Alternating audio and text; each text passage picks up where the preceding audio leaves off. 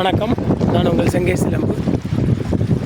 கல்விங்கிறது வந்து பார்த்திங்கன்னா எல்லாருமே வந்து ஆராய்ச்சி படிப்பு வரைக்கும் படிக்குங்கிறது என்னோடய தனிப்பட்ட கருத்து. ஏன் அப்படின்னா, ஒரு மனிதனோட மூளை வந்து உயர்கல்வி படித்ததுக்கப்புறம் ஆராய்ச்சி படிப்பு சம்மந்தமாக சிந்திக்கும் பொழுது தான் ஒரு மனிதன் உண்மையிலேயே இந்த உலகத்தில் உலகம்னா என்ன, நாம்னா என்ன, நாம் என்ன பண்ணணும், உலகத்தில் என்ன நடக்குது, எதிர்காலத்தில் என்ன நடக்கும், இந்த மாதிரியான மிக ஆழமான புரிதலே வரும்.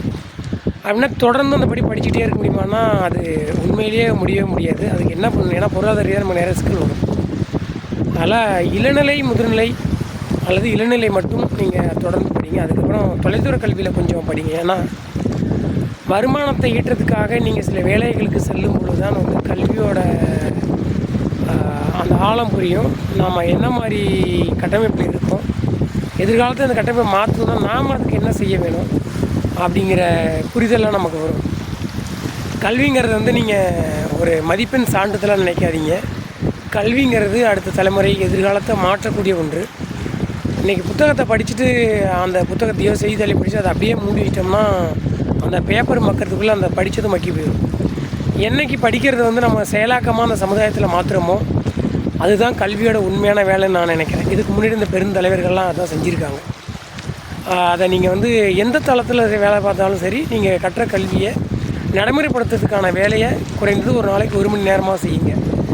ஏன்னா அதுதான் வந்து இந்த பிறவியில் நாம் கல்வி கட்டுறதுக்கு உண்மையிலேயே நம்ம செய்கிற கைமாறுன்னு நான் நினைக்கிறேன்.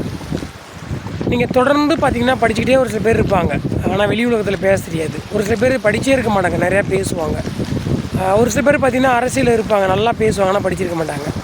ஒரு சில பேர் வந்து பார்த்திங்கன்னா முகவெளிச்சம் இருக்கும், அவங்களுக்கு நிறையா விஷயத்த வெளியில் சொல்ல தெரியாது. இந்த மாதிரி மனிதர்கள் ஒரு தளத்துக்கு போயிட்டாங்கன்னா அந்த தளத்திலேயே பயணப்பட்டுறாங்க. கடைசியில் பார்த்திங்கன்னா எதுவுமே சாதிக்க முடியல, வருத்தப்படுறாங்க. அப்படி இருக்கக்கூடாது.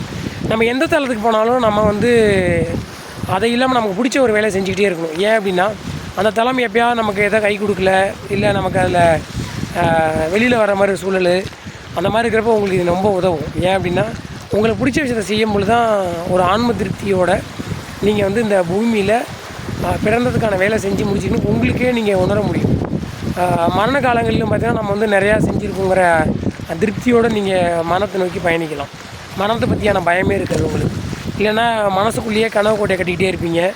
அது திடீர்னு பார்த்தா மரணத்துக்கப்புறம் செய்யவே முடியல, நம்ம இவ்வளோ காலத்தை நம்ம வந்து வேஸ்ட் பண்ணிவிடும் அப்படின்னு நீங்கள் ரொம்ப வருத்தப்படுவீங்க. ஓகேவா? அதனால் முடிஞ்ச வரலையும் கல்வியை வந்து செயலாக்குங்க. செயலை வந்து அடுத்த தலைமுறைக்கு வந்து கட்டாயம் எங்கேயா பதிவு செய்யுங்க. அதுதான் வந்து மனித பிறவிக்கான உண்மையான நம்ம வாழ்ந்துக்கான அடையாளமாக இருக்கும். நன்றி, வணக்கம்.